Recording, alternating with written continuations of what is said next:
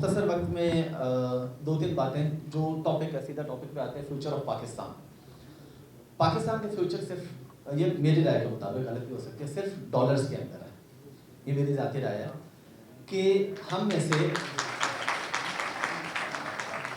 ہر کسی کو یہ کوشش کرنی ہے کہ اپنی انکم ڈالرز میں جنریٹ کرے. سادہ سا فارمولا ہے. انڈیا کی پہلے بھی دوستوں نے بات کی، انڈیا کی اس وقت جو آئی ٹی کی ایکسپورٹ ہے وہ 122 بلین ڈالرز ہے، اور ہم 2 یا 3 بلین ڈالر کے لیے آئی ایم ایف سے بھیک مانگ رہے ہوتے ہیں. ان کی 122 بلین ڈالر جو کہ اگلے سال کو 200 بلین ڈالر پہ لے کے جا رہے ہیں. اب ان کا اور ہمارا اتنا بڑا ڈفرنس کیوں ہے؟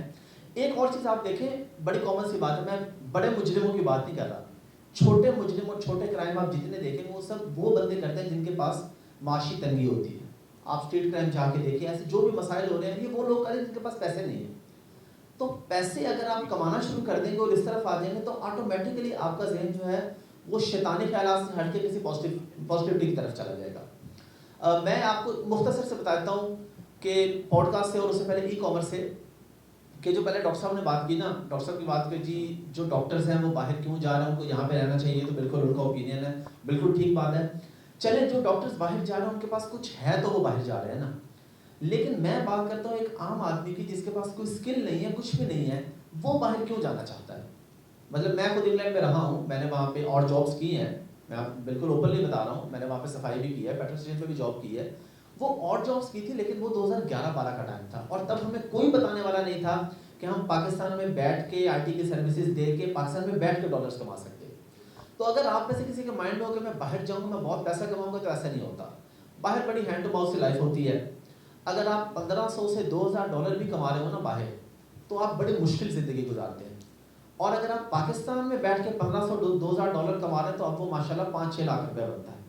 مطلب ڈالر کو اللہ نے اتنا عروج بخشا، اتنی برکت دی ہے کہ ڈالر کی برکت سے مہنگائی فیل نہیں ہوتی جو بندہ ڈالرز میں انکم جنریٹ کر رہا ہے. دیکھیں جو بندہ آج سے پہلے فری لانسنگ میں، ابھی تک میں آپ سے بات کر رہا ہوں فری لانسنگ کی، جو کہ امیزون کی سروس دیتے ہیں یا ویب ڈیولپمنٹ کی، موبائل ایپ ڈیولپمنٹ کی، ایس سی او کی سروسز، گرافک ڈیزائننگ کی سروسز. جو بندہ آج سے 2 سال پہلے 1000 ڈالر کما رہا تھا تو اس کی انکم تھی 1.5 لاکھ روپے یا 1,60,000 روپے. آج اس بندے کی سیلری نہیں بڑھی، اس کا وہی 1000 ڈالر ہی ہے، لیکن اب وہ 3 لاکھ 3.25 لاکھ روپے کما رہا ہے. یہ بالکل ریالٹی ہے کہ ڈالرز میں کمانے والے کو کوئی فرق نہیں پڑا بجلی مہنگی ہونے سے یا پیٹرول مہنگا ہونے سے، کیونکہ اس کا ڈالر کے اوپر چلا گیا نا. یہ نہیں کہ اس کا لائف اسٹائل اچھا ہو گیا، وہ اپنا لائف اسٹائل مینٹین کر رہا ہے ڈالرز میں انکم جنریٹ کرنے کی وجہ سے. اور باقی جہاں تک یوٹیوب کی بات ہے، آپ میں سے اکثر یوٹیوبر سے آپ کو پتہ ہی ہے کہ یوٹیوب میں بھی اللہ نے بڑی برکت رکھی ہے.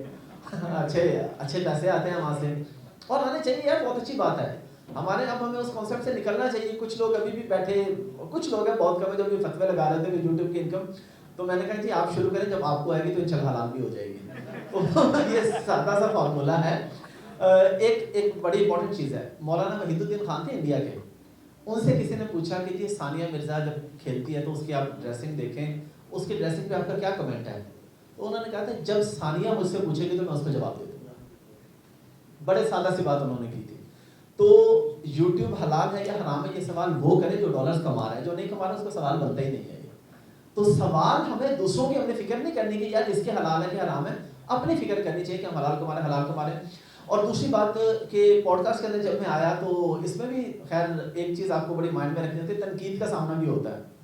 پچھلے دن میرے ساتھ ایک بڑا ہوا، میں نے مولانا فضل الرحمان کی ڈمی بلا لی پوڈ کاسٹ میں، اور میں نے اس کا ٹائٹل لگایا جی مولانا میری پوڈ کاسٹ میں زبردستی آ گئے. وہ ڈمی آئی میرے آفس میں کہ جی آپ بھی ہمیں اپنے شو میں نہیں بلاتے، کوئی بھی ہمیں نہیں بلاتا، تو ہم نے کہا آپ کے شو میں چلتے ہیں.